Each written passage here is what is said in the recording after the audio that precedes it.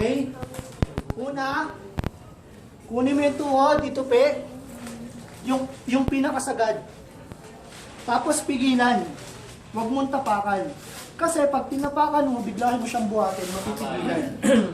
Tsaka masakit. Pigilan mo lang.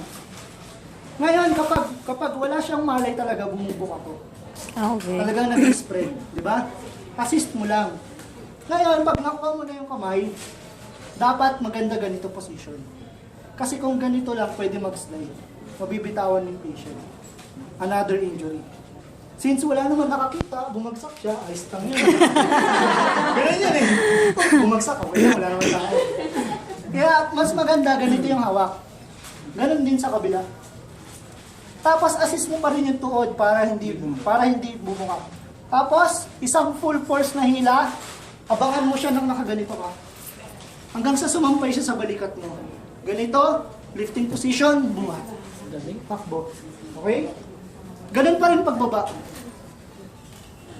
Ganun pa rin pagbaba. Assist mo siya, mapapaupo siya bigla. Yan. Yan. Tapos, pagka ganito, pigilan mo na siya. Buhod ka na. Dahan-dahan ka pumunta dito. Bakit? Kasi kung bigla mo siya iiga mo. Tapos, assist. Okay? Okay. Question po. Thank you, sir.